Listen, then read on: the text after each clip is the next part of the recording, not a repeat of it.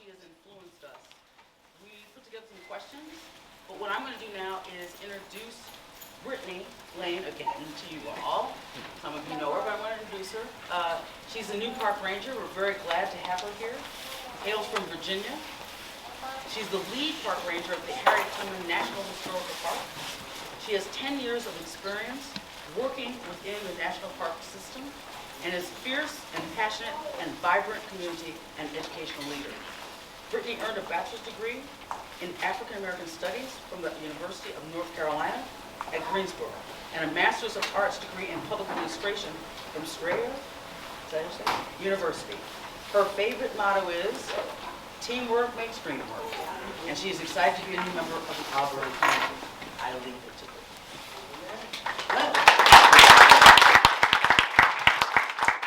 Hello, everyone, and thank you again. It's so nice to see so many familiar faces and the new faces. So thank you all for taking time to join us today. We're going to have a wonderful discussion, and we are so honored to just be a part of Harriet Tubman Day celebration. Such an important part of this community. So thank you for having us here today. And I would like to take a little time to introduce our panel members here. So we're going to start with, to my right here, we have Dr. Ednita Wright, who is the president of the Harriet Tubman Boosters. Let's give it up for her. And so I'm going to read some of her wonderful accomplishments here. So Dr. Nina recently retired in December of 2020 after 35 years in teaching. Her last 16 years was as a professor at Onondaga Community College.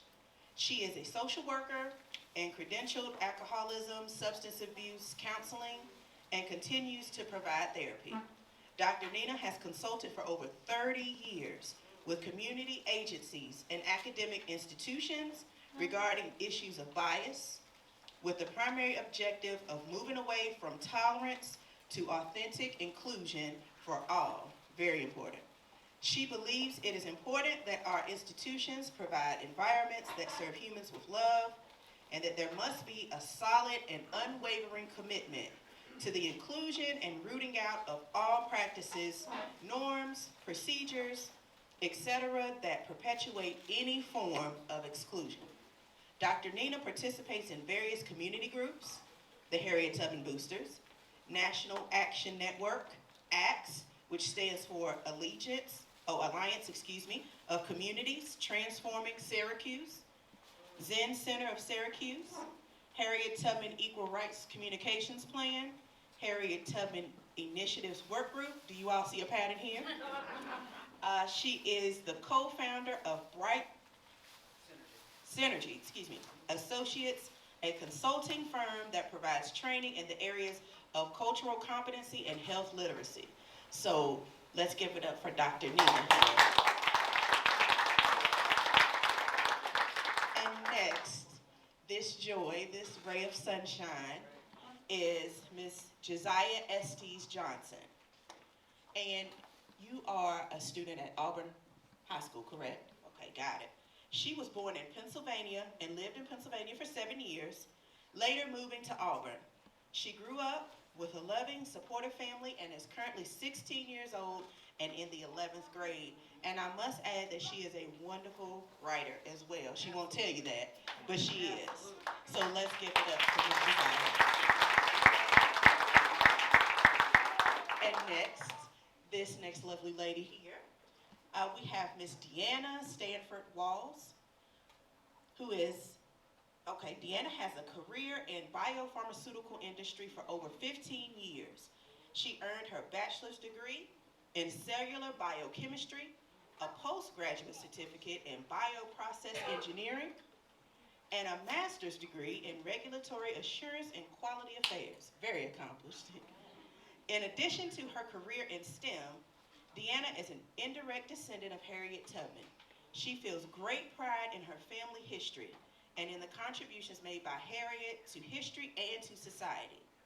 She believes greatness can come in many forms and mean many things, and every person, like Harriet, has the ability to do great things. So let's give it up for Ms. Deanna.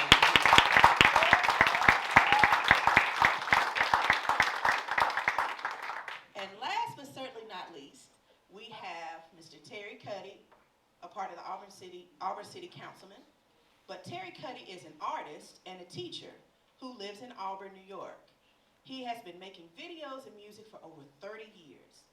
He received his Bachelor of Fine Arts at Alfred University School of Art and Design with a concentration in video and printmaking. His work has been exhibited throughout the U.S. and Europe. In 1998, he received a New York Foundation for the Arts Fellowship for Video Art. He completed his Master of Fine Arts in Media Arts Production at the State University of New York at Buffalo in 2003. He has had 3 residencies at the Experimental Television Center in Owego, New York. In 2005, his video, Eternal Shame, was selected for screening for European Media Arts Festival in Osnabrück, thank you, Germany. His video, The Harriet Complex, in 2006, explores Harriet Tubman's memory in the context of America's icon, chosen hometown of Auburn, New York. He continues to work on videos and record music with his band, A Cast of Thousands. He is also an elected official, serving in his 3rd term on the Auburn City Council. And I will say, let's give it up for Mr. Terry Cuddy. And with that, something that all of these panelists have in common is that they have a love and a passion for Harriet Tubman. And so we are excited to have our panel discussion today. And before we get started with the panel discussion, we would like to direct your attention over to my right here. It may be difficult for some of you all to see that, but after the discussion, if you have any questions, we have a couple of images, definitions, all of the above of some of the terms that you may hear. You may hear us refer to the differences between equity and equality, woke, what is an ally, going through the timeline of American segregation, also the image here of what equality, equity, reality, and liberation looks like. And then also definitions of critical race theory. So if you all are not able to see that, you may hear some of those terms come up in the panel discussion. So after we're finished, make sure you come up, take a picture, and we hope that you leave with a little bit more information, not only about Harriet Tubman, but about these terms as well. So we'll go ahead and get started. We have our first question, which is going to be directed primarily first with Dr. Nina, and then we would love to have the rest of our panel to join in. So as we navigate contemporary challenges, including deep divisions and rumblings of civil war, how can Tubman's values and activism empower us to work for a more equitable society? Dr. Nina, would you like to start us off? I will. Can you hear me? Hello? You can't hear me? Hello, can you hear me there? Oh, it's working? Okay, good. The first thing I thought of when I heard this question the first time is a quote from Harriet that you all are probably aware of. I had reasoned this out in my mind. There was one of 2 things I had a right to, liberty or death. If I could not have one, I would have the other. And I just want you to take a minute and think about what she's saying, that she would rather die than not be free. And I'm not sure, I remember when I first read this, I said, now would I do that? Would I actually die? I mean, if I could not be free. And what freedom really is. Because freedom is not just whether you can walk around, it's whether or not your mind can be free, your body can be free, your spirit can be free. And if that can't be free, then you're not real. You're not really here. But the other thing I thought of is that something by Malcolm X, by any means necessary. Because she believed freedom was the thing that everybody needed to be thinking about at the time that she was fighting for. It wasn't about half-stepping, it wasn't about whatever. And in fact, she had a little argument with President Lincoln. Because she told President Lincoln, I am not going to help you find anybody to come fight in your war unless you give them freedom. Give them freedom. I think the other thing is that I believe there are times that Harriet comes to, I'll say, to the global mind when things are not going right. We're in a particularly difficult state here in our United States of America.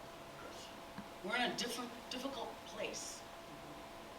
I believe we are having a spiritual awakening. That what's happening is spiritual. And I believe Harriet, the one thing that Harriet, to me, relied on is sometimes what she called the unseen forces. The unseen force that filled her with love and compassion. And in fact, I believe Harriet's love was a kind of love that we don't see often. It was a revolutionary love. It was a love that was like, wait a minute, we have to do this. Now as we see ourselves in this place in time, in our country, I think we have to ask ourselves, how can we come together and show each other revolutionary love? How can we come together and actually say to each other, look, we need to walk together. We can't be doing this division because it will blow the whole United States of America up. The reason that people come to the Americas is because they can be free, which I find interesting when we talk about the people that are coming across our border. People coming across our border want to be free. Everybody in the world knows you come to America if you want to be free. Free in order to do what you want, be with who you want, live where you want, do the work that you want, and not worry that somebody's going to shoot you, or somebody's going to take your freedom away, or take your children away, or take your housing away. I don't know. Okay. The one thing that Harriet always did was she stayed true to what she said everybody needed. I think that Harriet had a really clear vision of what was possible in the United States of America. That we really could live as a whole community. We could live as people that cared for each other, allowed each other to be different, allowed each other to actually bring their gift to the table so that everybody could be sharing that gift. We don't have to move alone, but we do have to speak up sometimes. Harriet was not afraid to speak up. She made it clear to everybody, freedom is the thing. I'm not talking about anything else. I'm not talking about housing. I'm talking about we have to be free first. Free to be who we are. So to me, what she brings, and I hope we can start showing, is ruthless courage and boundless love.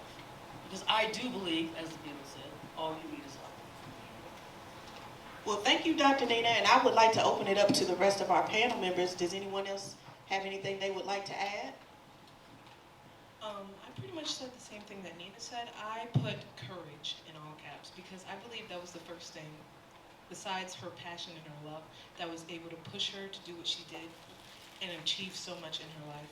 So you need courage, whether it be a little bit. It'll build up over time because there's people out there who have the same belief as you and is going to work for the same thing that you are going to work for if you want that. So one thing that comes to mind as far as her values and activism is she always had a North Star that guided her, right? And I think that in this time when people are talking about, Civil War and the country's so divided, and conversations happen, emotions get high, and then sometimes there's a distraction. I guess also just like kind of reset yourself and, what is your core value? Whether it's courage or speaking up or whatever, just like let that North Star guide you in that conversation and in that fight for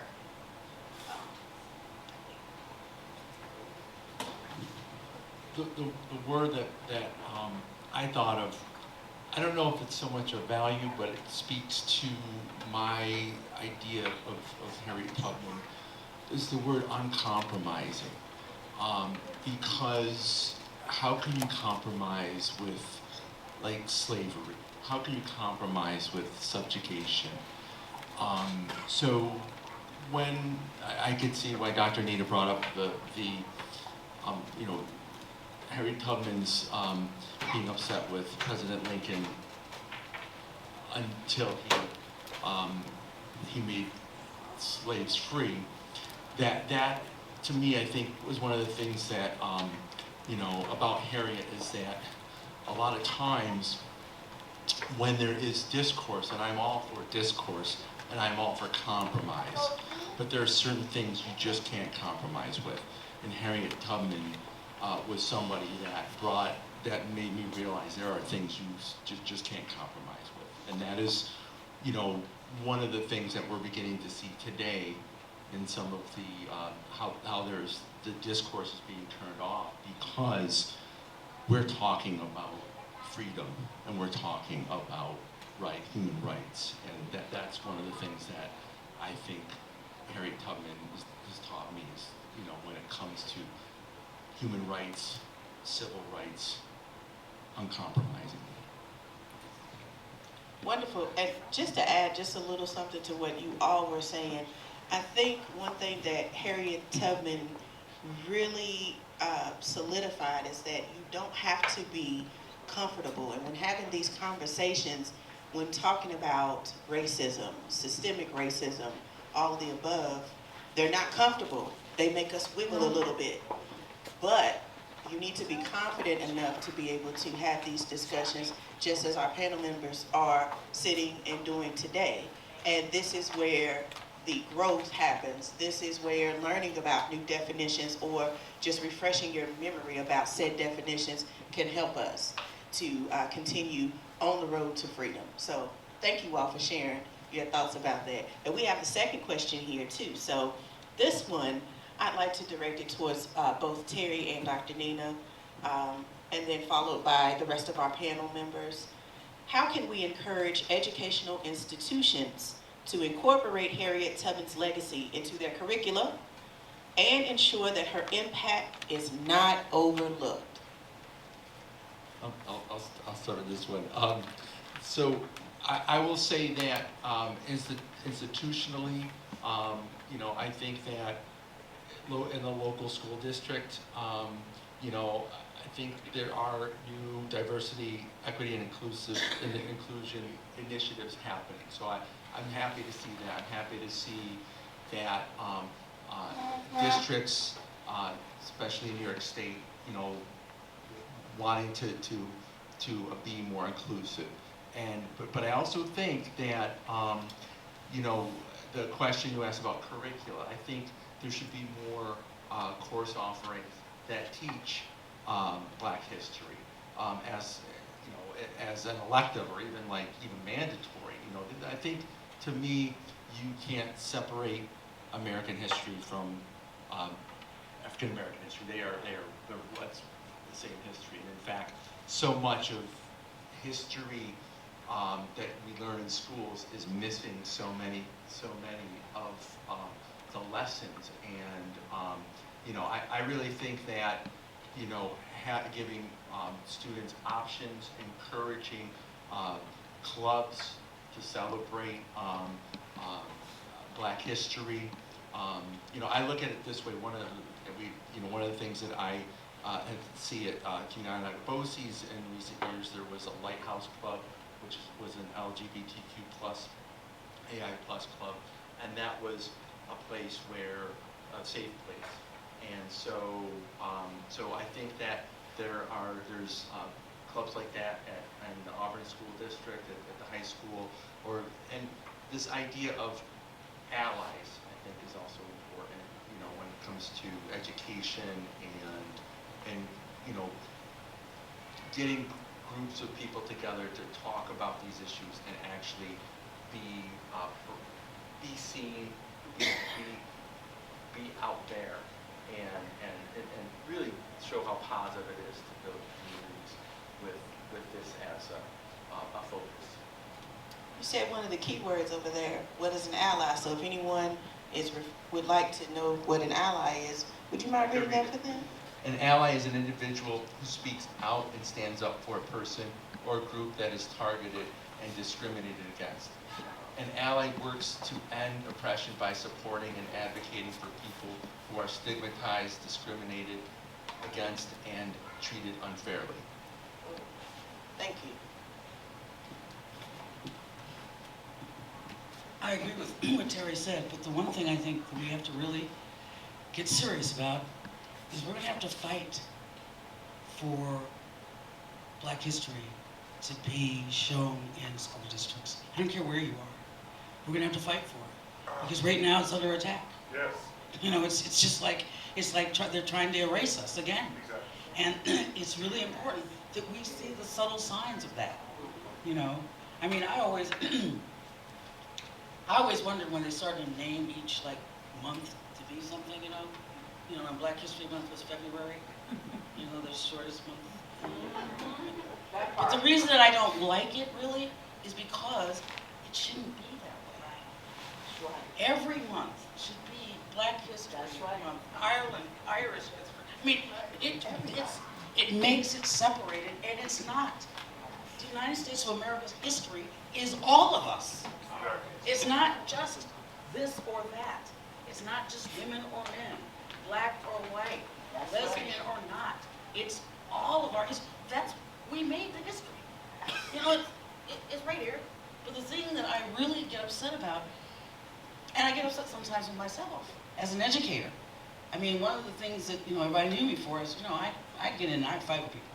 Because there are certain things I think that is my reason for being. I love being a teacher, and my job as a teacher was to give everything I knew to my students, to give them a way to challenge themselves and challenge me about what was I saying to them, or was it real? And I always tell them, you don't have to agree with me, bring in your stuff. We'll talk about that. But I really think that parents, community members, we have got to get on this. Or what's going to happen is we're going to find ourselves in a place we really don't want to be, and that is the erasure of people. Just because if you're not talked about, if you're not reading books, if you're not expanding it, if we're not giving it to our young people to take on, what's going to happen? Yes, sir. I really love what you're saying. I'm Robert Charles. I'm here from Maryland. But what you're saying is so powerful. I have a lot of nephews, nieces, a lot of my family members, and my mother is retired in Florida, okay? March 1st, the governor said, Florida is where DEI comes to die. DEI is toxic, has no place in our public universities. I'm glad Florida was the first state to eliminate DEI, and I hope more states follow suit. What do? When the governor outlaws DEI, and like the University of Florida, a lot of my college friends that went down to the Gator Town, they lost their positions in DEI and human resources immediately. So when we talk about, these things, what legislatively can be done to people who are pronounced at their erasure of diversity? And that's a great question for me, for elected officials who can help us so that we can bring some of these nuggets to help these, my nephews and nieces, I'm really, really concerned for their lives. Now, because what happens is now that the governor has made his proclamation on March 1st, the first day of Women's History Month, what is law enforcement and other forces going to be doing for those who want to uphold diversity? Thank you so much. And just in case for some of you that don't know what DEI is, diversity, equity, and inclusion. And I thank you so much for, because that's the person I really think about when I think about the whole thing of shutting down and erasure is Florida's governor. But other governors, as you know, are following suit. Oh, we don't have to have that in there. Why do we need to talk about that? But we do need to talk about it. And I think, as Brittany said a little while ago, sometimes these are very uncomfortable conversations. But, but see, to me, if you're not uncomfortable, you're not growing. You got to be uncomfortable to grow. I like to be comfortable too. I just want you to know. So I like the times of comfort, But if you got to be uncomfortable to grow. If I get too comfortable, then I don't fight when I need to fight. I don't speak up when I need to speak up. I get lazy, I get complacent. We can't be complacent now. our history, our total history is being erased. Anyone else on our panel care to contribute to this question? So to your question, actually, one of the things I was going to say is I think that we really need to gather people to talk to our elected officials and send letters to our elected officials and make it known that we want whatever it is we want, whether it's education on Harriet Tubman or anything that we want. And I think it can be local, but I think we also need to tackle that on a state level or national level. How can we talk to the Auburn School Board or get on one of their agendas for curriculum. How can we push Harriet Tubman's legacy into learning, and how can we lobby at the New York State government? Because we don't want to lose DEI in New York State. How can we do that? How can we talk to our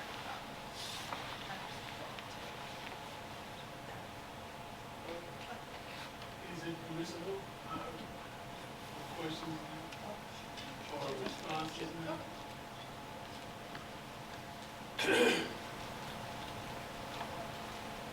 I remember when we first got introduced to Woodson and Carter. So they can hear you. Carter. Oh.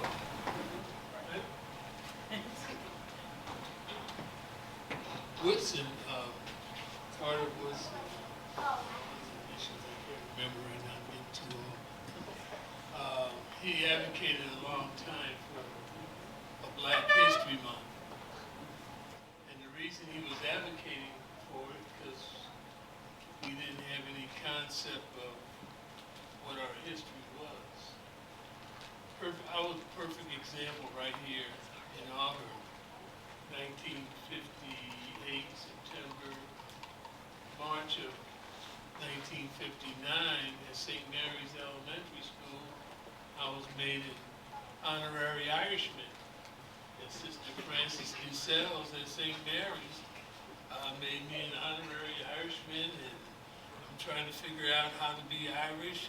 What this meant, I didn't know what it meant. So I hung with it as long as I could, but I couldn't find no way to fit in. But we eventually started to get some information about our history. Unfortunately, we weren't getting it fast enough. My father was dead and buried and in his grave 15 years before I knew that the picture of him on our wall in our house on a horse was a picture of him as a Buffalo soldier right before he went to West Point to turn in his horses to become from the 93rd Cavalry to become the 93rd Infantry before World War II. I didn't know it. So when the push came, and we had some great documentary work done in the late 70s and the early 80s, as you know now, Black history was important. Black History Month was important. Black identification. Well, we have plenty now. And we're still getting more. And now we're getting it in other cultures too. It's time for us to concentrate on our history. As the panel was saying, we don't need to be specific in Black history. It's our history.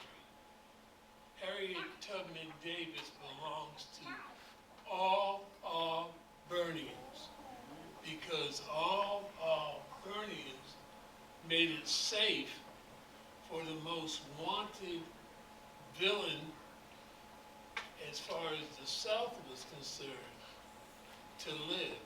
And this was the only safe place in America for her to survive. It was a oneness you hear me talking about the gathering of oneness. Now, every time I go to any official, city, county, state, or anything else, we stand up, put our hands on our heart, and what do? And how does it start? Pledge allegiance to the flag, United States of America. One nation, under who? See, when we held our spiritual values as a benefit, there were some things that we understood. Even if we couldn't get it right, we knew we eventually had to deal with it. Now is open seasons on our entire beliefs. So everything is up, and now it's hodgepodge. So you get DeSantis, who I lived under until last May.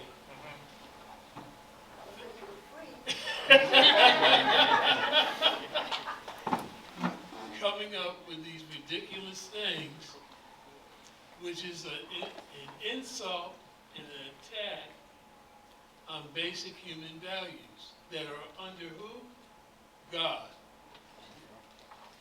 First thing we have to do is we have to reestablish ourselves as being that nation under God. And if we do that, we don't have to point at certain things. We can begin again to regain what we once had. We are trying to regain what belongs to us that we allow to slip through our fingers. And the only reason why we've lost it is because we've lost our grip on what we believe.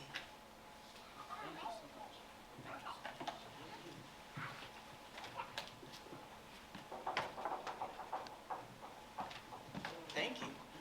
Thank you so much for, we really appreciate the dialogue, and we want to be obedient to the dialogue that's going around here. And I just wanted to make sure, Josiah, did you have anything you wanted to add? I just wanted to mention how, because as you guys know, I'm currently in high school, but I remember in middle school, I had a teacher who was very passionate about Black history, and she gave me so much information that I never knew, and I'm just very appreciative of her for that. Mrs. Martinez.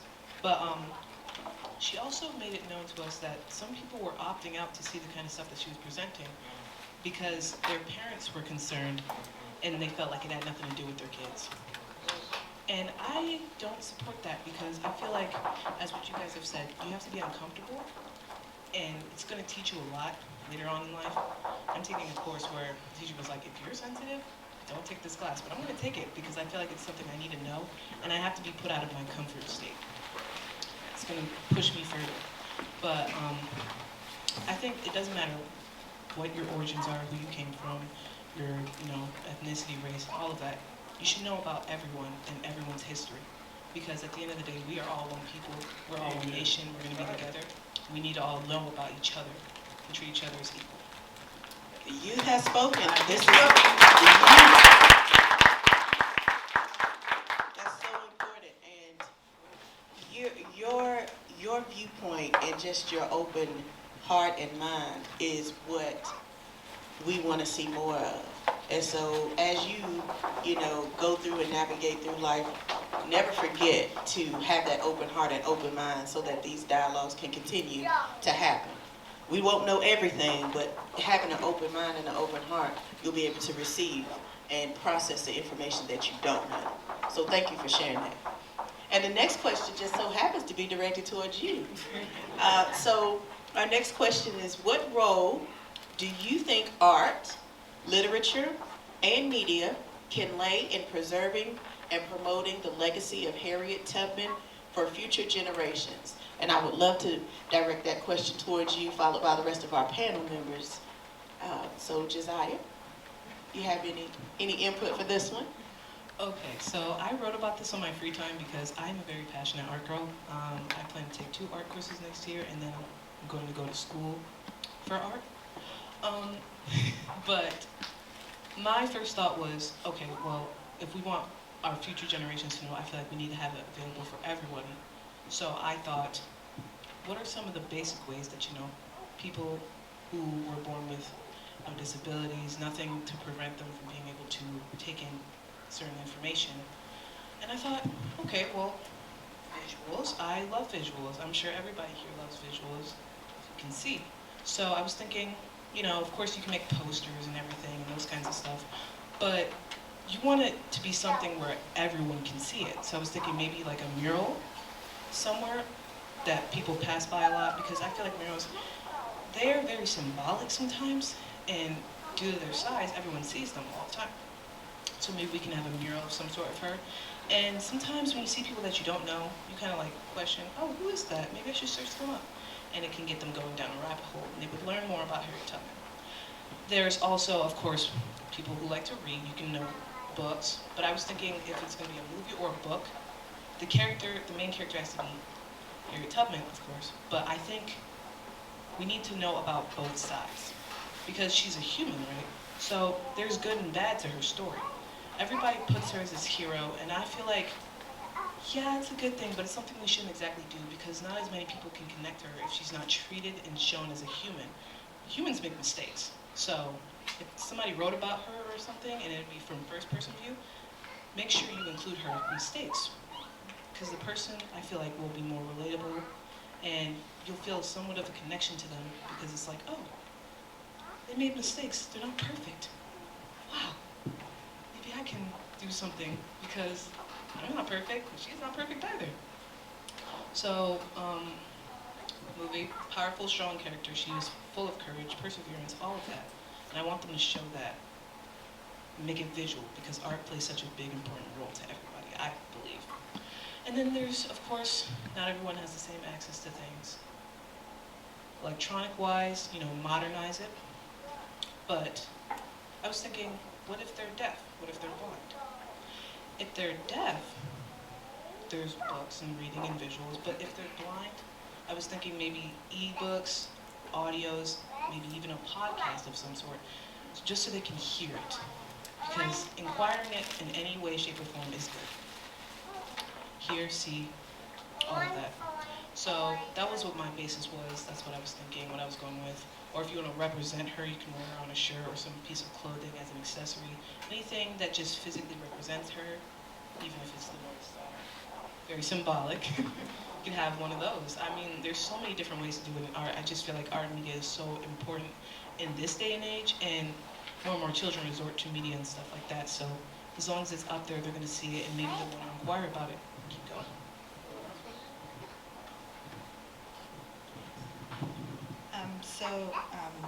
On that kind of same, like podcasts and things like that. So I think, podcasts and social media, that's what people are into. I think that art, people are interested in art, and it makes things interesting. And, other than reading a book or something, it gives you a different way to get interested in our historical figures. So, to see, listen to a podcast, or see a photograph or a mural or something like that. It kind of piques people's interest. Maybe they'll, Google, and just find interesting things, and, like you said, go down a rabbit hole and learn about things, and, hopefully, tell a friend. And that's how kind of, grassroots, I guess, like things like this. I want to say that earlier in the introduction, Brittany mentioned a video I made called The Harriet Complex, which in 2005 just kind of detailed, some resistance to the memory of Harriet Tubman in her hometown. And the video starts off really kind of like in a negative way. Through the course of the video, it has images Kate Clifford Larson, who had just recently published her definitive biography of Harriet Tubman.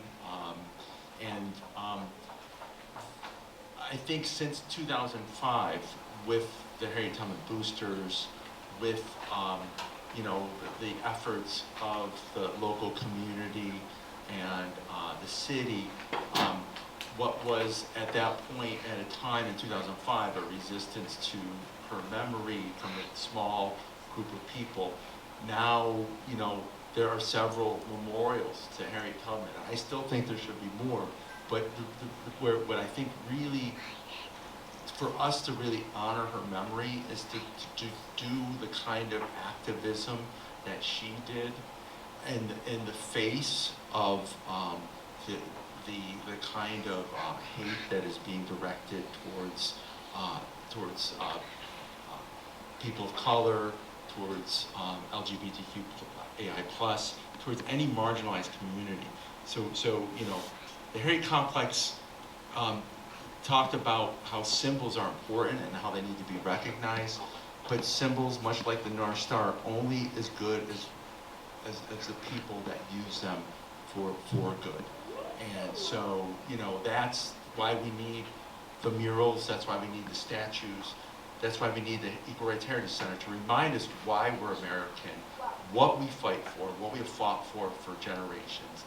And, and now it's up to us to fulfill all those posters that are in the center across the street, because I'm telling you, when you turn on the news, there is a lot pushing against that. And we're not going to let, at least I know Auburn isn't going to let that happen, but like we said earlier, like the gentleman out there said earlier, in Florida, there is a lot of politicians using innocent people as props for their political gain. Didn't work out for him, and we're going to make sure it doesn't work out for other politicians that use everyday people for their gain. Sorry. I just want to add one thing. I like what you said about your little movie. And I think it would be a good thing to maybe have several conversations about that movie. Have people come around and watch the movie and talk about it. And talk about where are we now in Auburn. Because I also have concerns sometimes in terms of how does Auburn really feel about Harriet? There's been times when I've come here and I've come here on and off for the last 20 years. And there are times when I wonder, well, this one was really, really big. She did a lot of stuff, and you are sitting in history. Auburn wouldn't be in history without Harriet. Maybe the guy a little sewer back there. But and I give him his credence. Okay, I give him his due. But the fact is I think sometimes you can bring people together over a movie or over a piece of art or over just something that you can talk about and get that conversation, because sometimes it's easier to talk about it with, about something, so that then you're maybe not showing your whole self, but you kind of eke out there into a more uncomfortable place, and then move on from there. So I think that maybe even starting to use that in a place would be really nice for a discussion. So, I'm thinking that's something that boosters should do. Did we have anyone else on the panel that would like to say anything regarding this question? I just wanted to add one more thing. I know young children, they feel like their minds are some of the greatest minds out there because they can absorb so much, so young, and they use that in their future. So when we do teach little kids about Harriet Tubman and everything, teach them about that courage and that perseverance and that sympathy and how she felt about those types of people, because it's going to carry those children as they grow. And I feel like sympathy is it's just such a big part of people. Sympathy is so helpful. I'm sympathetic for so many people, and I've aided them so much. And I love sympathy. I love sympathy. That brings into mind, thank you for saying that. Somebody help me. Who released this song, I Believe the Children Are the Future, Teach Them Well and Let Them Lead the Way? Who's that? Oh yes, I should have known that. Whitney Houston, the great Whitney Houston. And what you just said really resonated with that, is because our youth, you all, whether we think or not, they are looking at us. We have one that's right here with us. that has been so courageous and exhibiting those characteristics, like Harriet Tubman. Harriet Tubman paved the way for all of us. I know she helped pave the way for me. I would never be here if it were not for her and her bravery.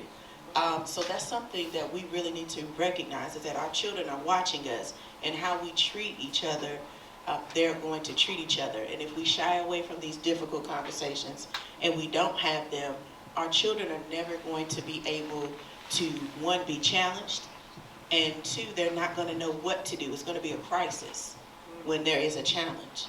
That's something very important. So thank you all for sharing your points of view and aspect on that.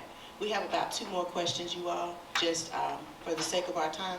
And so for question number 4, this one's going to be directed towards you, Ms. Deanna, and then followed by our panel members.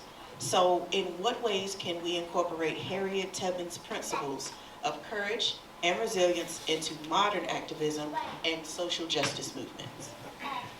So I think we can incorporate Harriet Tubman's, courage and resilience of her, just really being active and doing, doing whatever it took to get her point across. She was out there, obviously, bringing people back and forth. She was out and participating in the Civil War. She was, later in her life, she opened a home for the aged. She did things to create a change. So I think that's one of the things, being courageous enough to do the things that you have to do to make a change. And I know sometimes it's hard, people want to do something, but they don't necessarily know what to do. Like, you can just do anything. Maybe you can be that spark that, directs other people to do things. So I think that courage to stand up and do something. And then I think another thing is, I think allyship. She was really, I don't know if we really talked about this yet, but her sense of intersectionality, she obviously wanted to free, the African Americans, Black people, but she was also really into women's rights. Because she was like, I'm Black, but I'm also a woman, so I can't separate the two. We need both. And, I think that just, bringing together all people that are, underserved, I guess, in the community. And I think it's also, beneficial for you anyway to be allies to other people, either, LGBTQ or, there's the whole Stop Asian Hate campaign. Just also not only getting allies, but being allies, because there are, issues that affect them might come back to you to impact you. So I think if you're fighting for everybody's rights, then everybody will hopefully experience that. Anyone else on our panel like to add anything? I just want to add that back in, I forgot the year, sometime back in history of my life, I was sitting on my porch and I witnessed a group of people marching, and they were holding posters and signs and banners, and they were all chanting about Black Lives Matter. This was during that time period when everybody was having riots and all of that, and I don't support the riots, I support the peaceful walks, but I just, the sense of I don't want to call it nationalism, but I just felt like I wanted to join them. I just, seeing groups of people together like that, I feel like numbers is power, honestly. So just simply joining in, I think that makes a big difference. Don't sit on the sidelines and watch, just join. Go ahead. These groups of people, they're all having the same beliefs as you, they're all gonna fight for the same thing, so don't be afraid. Just go out there. Couldn't have said it better than Giselle. That was great. That was great. The only thing I would say is with the woman that was singing the last song, say something. Say something. If you see something that's not right, say something. And that sometimes that's all you need to do. As well as the other thing I think we don't remember, all of us were born with a gift.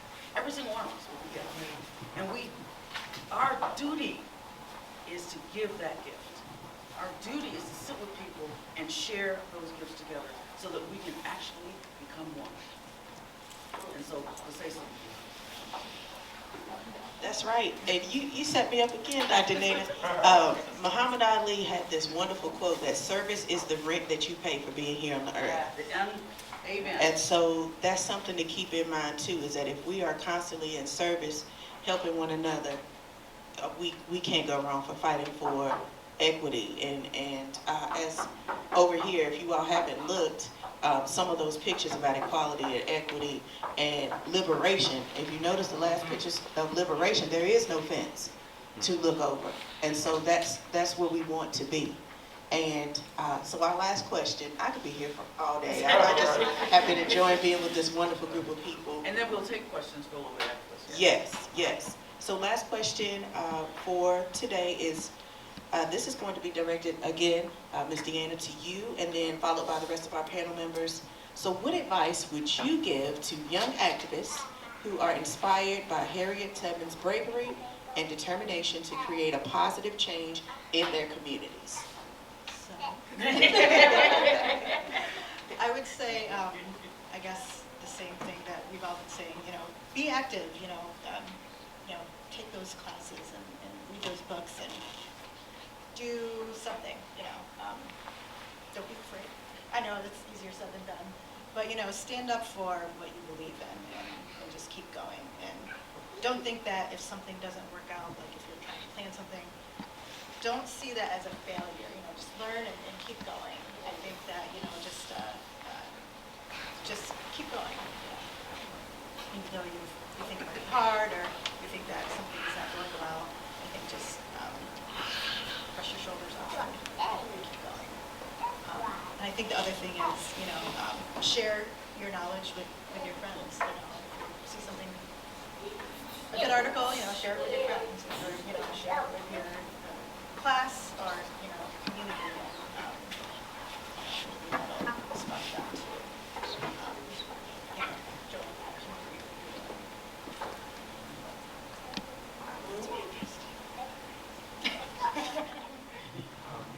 Dee Dee, I'm going to echo what you just said, and I've been involved in politics for, oh boy, over 30 years, and there's people in this room that can attest that, we've lost a lot. We've lost a lot of times, and for things we believe in, we all believe, my friends and I believe in the same thing, right to clean water, civil rights, human rights, and there are, even on the local level, there are people that push against those things, and sometimes we lose, and sometimes we win, but we never gave up, and we're still not going to give up. We're still going to keep fighting for what is right.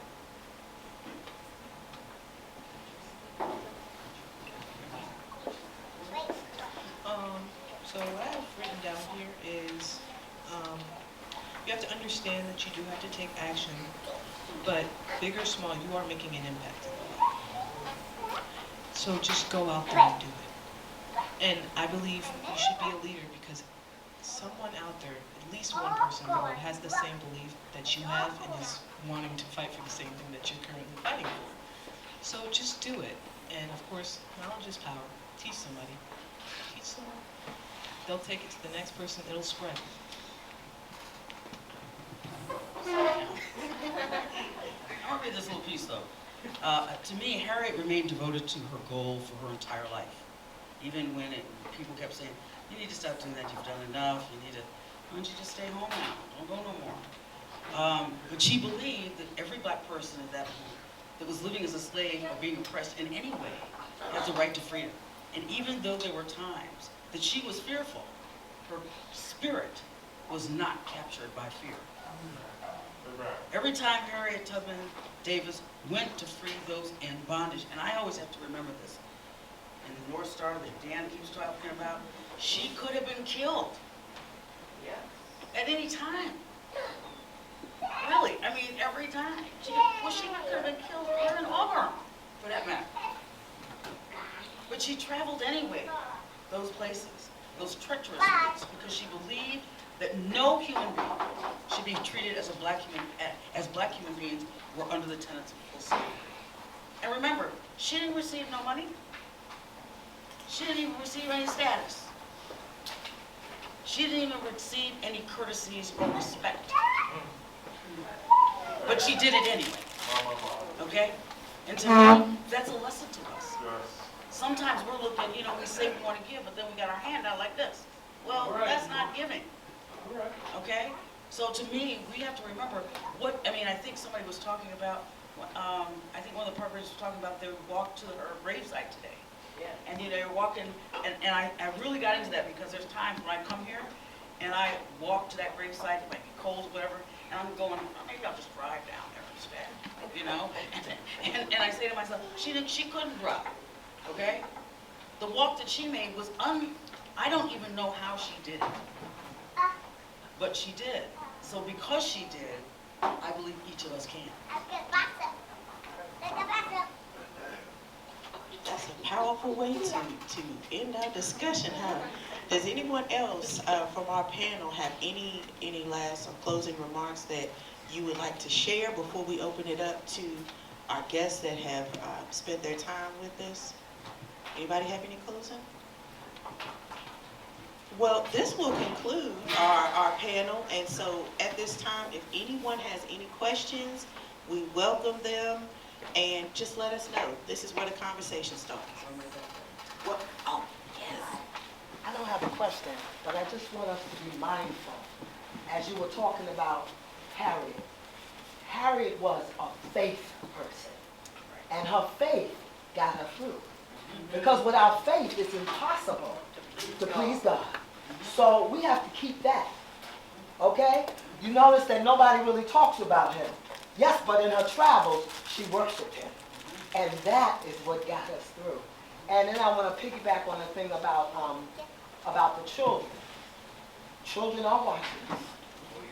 And we have to be careful what we do around them. The anger, the madness, because I'm going to be honest, sometimes I can be crazy Sally. You know? But we ask God to keep a watch over this and give us the wisdom to speak. All you got to do is ask him, and he'll help you. And then another thing, when she was saying how the spirit that Harriet had, she had a spirit of unconditional love.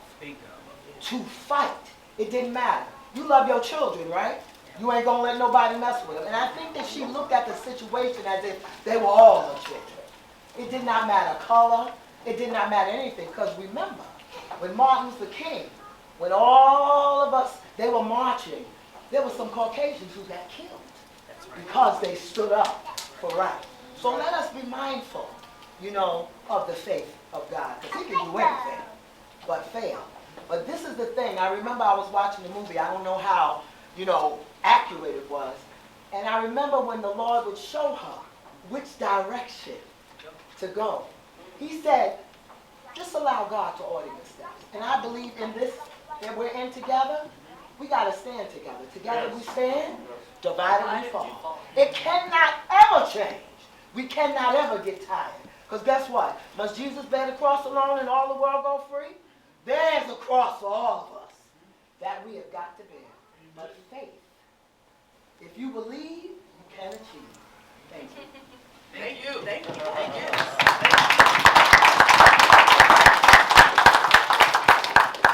We see we're going to be recruiting another panel member. Next time we do this. Okay. Mr. Freeman. First of all, I want to deal with the subject of ally. Everything goes back to our spiritual basis. Yes, Harriet was full of love, but we've got folks who go to church today who love the Lord, love God, however they worship. And however you worship God is your business. As long as you're looking up, you're looking in the right direction. You're looking down, you got a problem. Ain't but two things down. The devil and neighborland. And neither one mean you any good. But loving God is not the solution.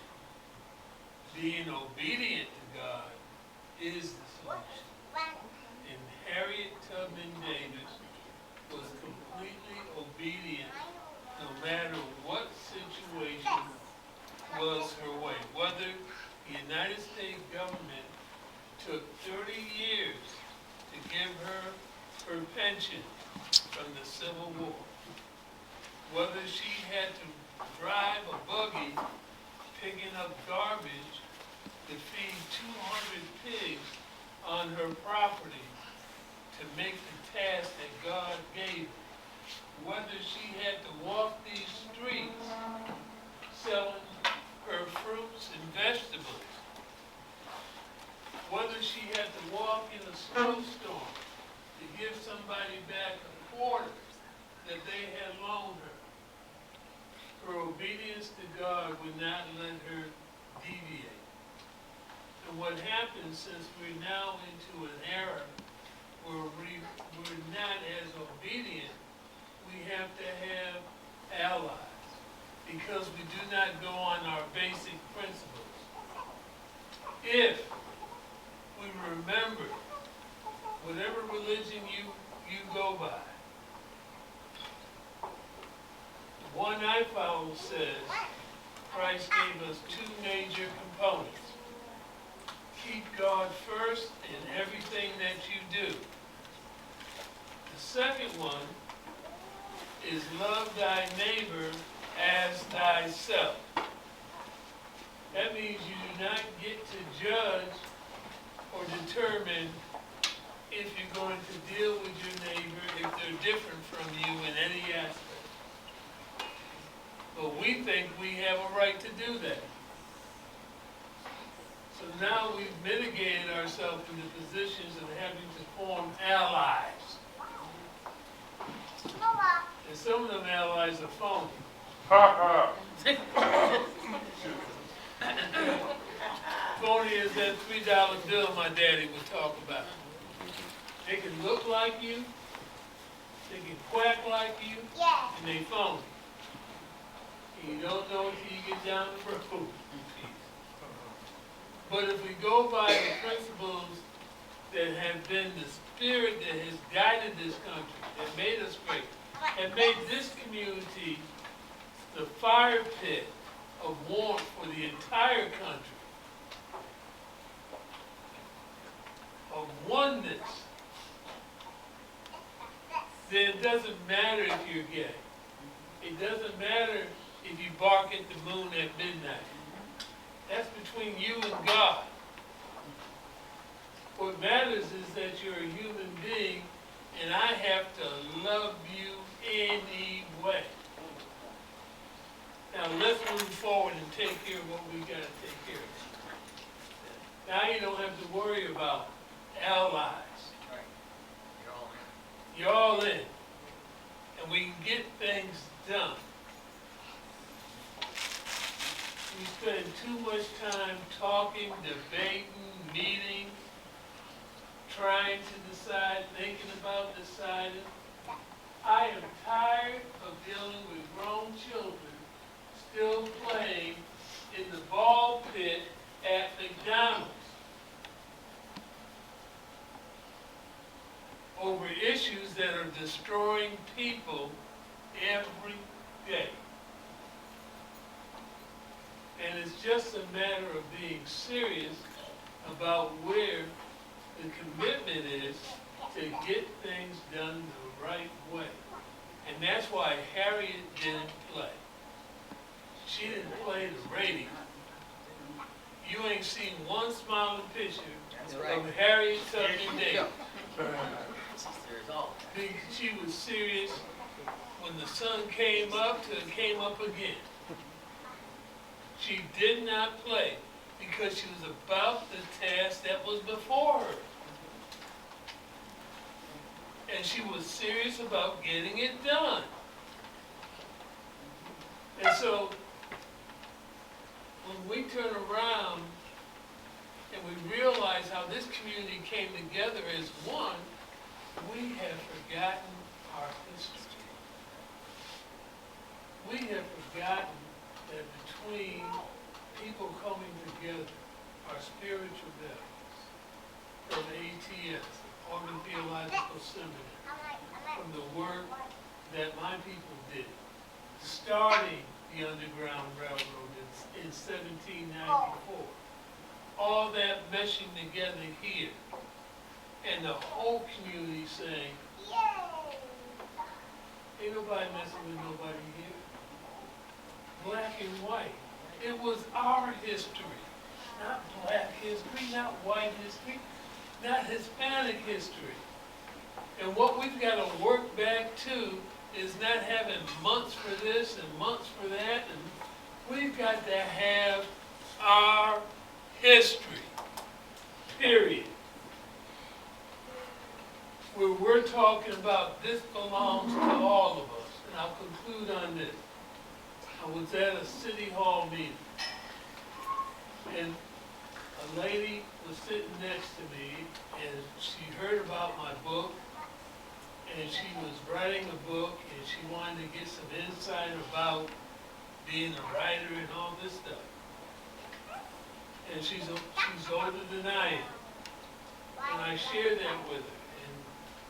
I was leaving City Hall with her.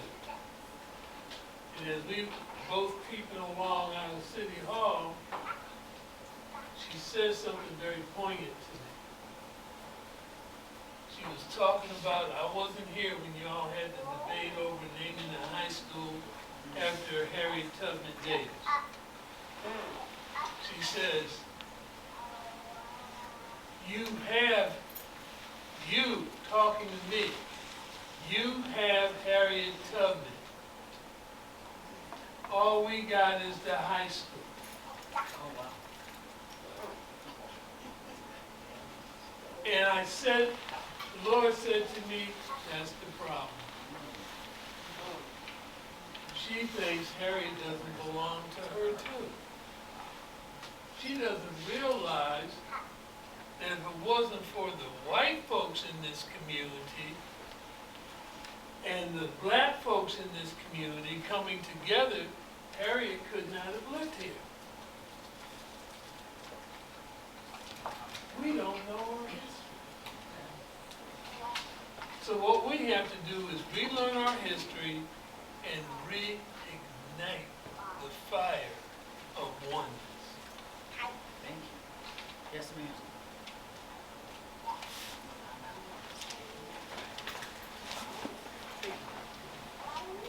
Thank you all for allowing me to speak. I am not a formal part of this community, but I want to say I'm a part of the spirit of this community. My husband and I have come from Maryland, and we came because we felt an urgency to be here. In 2003, at the end of 2023, I had a dream. I'm not Martin Luther King, but I had a dream. And at the end of 2023, I had a dream about Harriet. She came to me in my dream, and she said one word, and she kept repeating that word over and over again, and that word was Auburn. I did not know anything about Harriet's history here in Auburn. So I got up in the middle of the night, and I typed in Harriet and Auburn. And that was how I found out about the history of Harriet in Auburn. So I said to my husband, I said, there's an urgency to get here. I don't know what is going on. As I was sharing with her descendants earlier today, I said, I don't know what is going on, but I feel an urgency to get to this community. So Saturday morning, yesterday, we left Maryland about 4 o'clock in the morning, and we drove straight here. And we went to the tour of the Harriet's property. And then we came to the visitor center, and I think the young lady back there is our witness. And we had just gotten into town, and she began to tell us about all of the things that were happening this weekend. And so I want to say to this community, as we were driving up here, I was praying, and I was saying, what is it that Harriet would have wanted me to know? What was she trying to tell me about this community?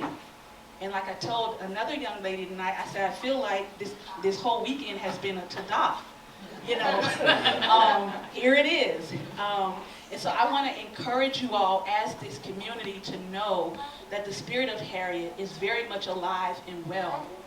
And that that same spirit, that Holy Spirit that guided Harriet, that guided her in her travels, that told her where to go, that told her where the safe haven was, that that spirit is still alive here.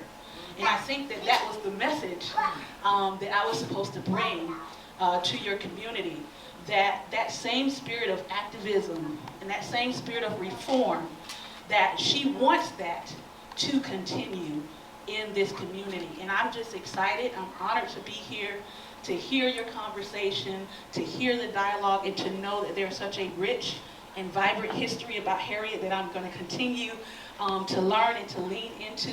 But I want to say to this community, God bless you. God be with you as you strengthen one another and maintain and keep your focus on what it was that makes Auburn, Auburn. I don't believe that I'm the only one that's going to show up. I believe that God is going to bring more people to tell you about the ways in which the spirit of Harriet is propelling this community forward. And so I'm just here, like I said, as a witness that what you all desire in the heart of what you all are doing here is very real.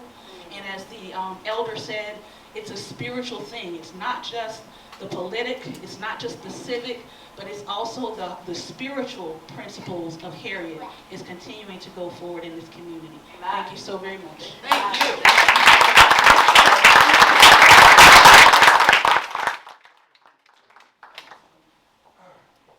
I didn't know who was first. No, go ahead. Okay. All right, I got you right here.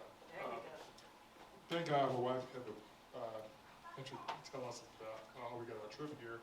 But one thing that really comes to mind was a young lady that said something about Harriet Tubman Davis was a very spiritual person. She put faith first. Faith was the move going forward. Now, a lot of what I've experienced, we do a lot of faith. We're very faith-based, Christ-centered, 40 years plus involved.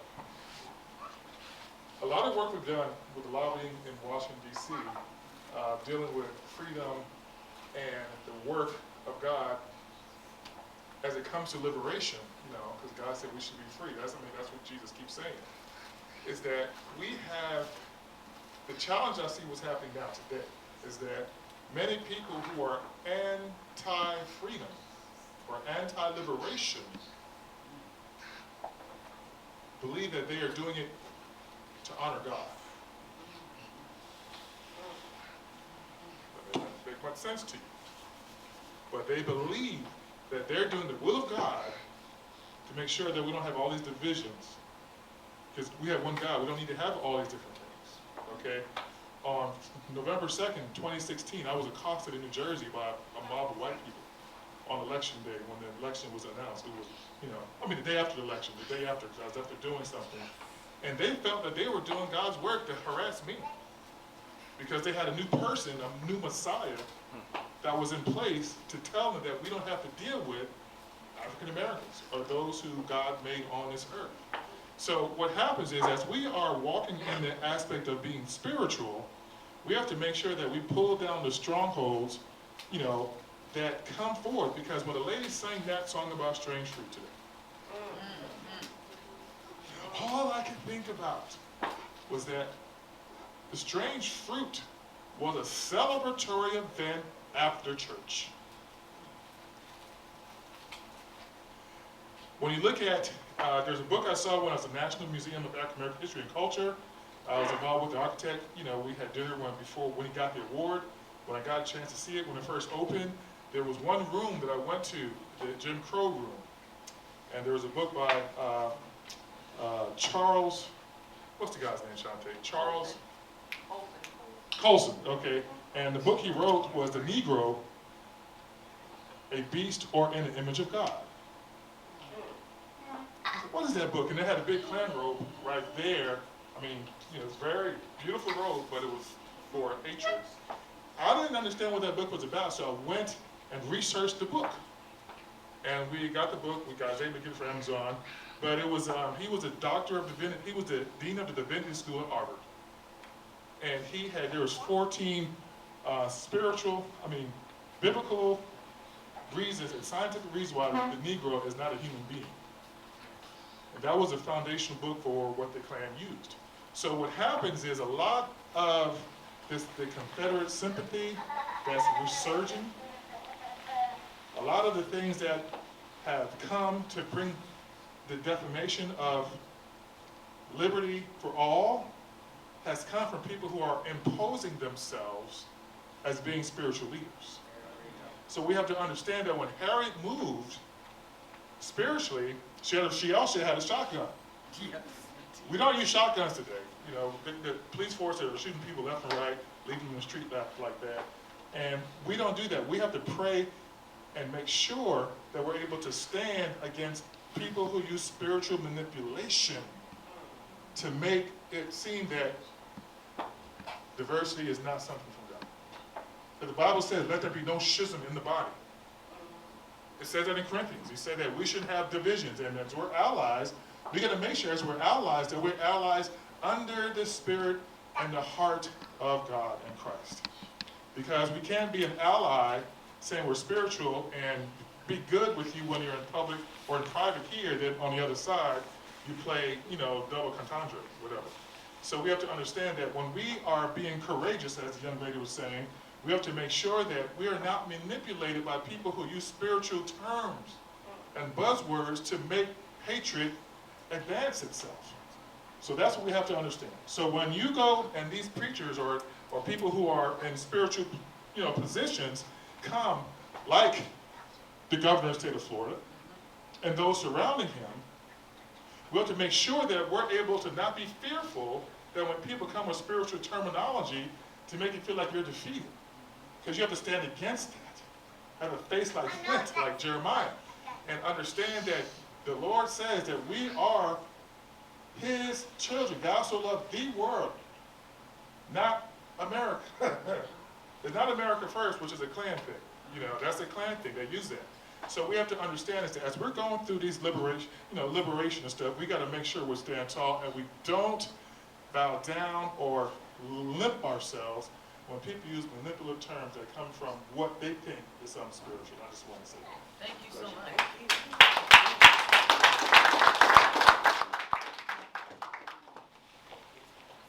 Isn't this wonderful? Aunt Harriet was involved in women's rights for voting, and the time is coming up for primaries. I want people to understand this is very important. If you're not registered to vote, Thank you. Thank you. please get out there, make up your application. You need to vote. Okay? I'll be working at the polls, and I'll see you come in there. Amen? And you will remember every day, won't you? Yes, I will. But no, just seriously, please register to vote so we can be ready for this 2024. It's very serious. This year is a serious, serious time. Okay? Okay. Thank you. That's all I can say.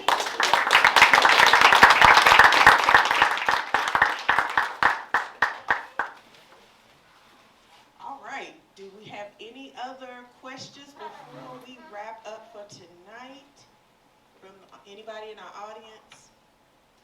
Yes, ma'am. No, you hold the mic, thank you. It's not a question, it is a comment, and Josiah, I had your grandmother write your name 3 times, because I wanted to make sure I got it right. What I want to say to you, and I'm sure you felt it in this room, you were able to pick it up from what everyone has said, is that as a black woman, I'm super proud of you. As a woman, I'm super proud of you. As a mom, as a grandmother, and I want to encourage you that your voice can part the atmosphere. Your voice has authority and power to become everything that you say it will be. right? So I know that you're gonna find yourself in spaces saying the things that you say as a minority, not as a minority in color, but maybe as the only, showing up in spaces where you may find that others don't think the way that you do. I want you to remember this day and to remember these words, that you are not alone, and it's normal to have superpowers the way that you have them. And I want to remind you, as you go through junior year and senior year and get all these scholarships, because I'm going to be looking for you, right, to get through your your graduate, your postgraduate, whatever it is that you decide to do with your life, that you are able-bodied to do it, you have the gifting and the power to do it, you have the authority to do it, and because you simply are here, you are a revolution in the same way that Harriet Tubman was a revolution, simply because you're here. And I speak to you because you are the future, right? I'm grateful for everyone on the panel, absolutely, but you are the future. And the words that you say have the authority and the power to command where we're all going to go. And me, for one, I'll follow you. Thank you so much. What a beautiful way to end our panel. So thank you, Elder Melody. Thank you for your words of wisdom. Thank you all for participating and asking questions. And thank you to the wonderful panel. We have had great conversations, so we just appreciate everyone for being here in honor of Harriet Tubman Davis. So thank you all. Have a wonderful evening and a wonderful rest of your night. Thank you so much.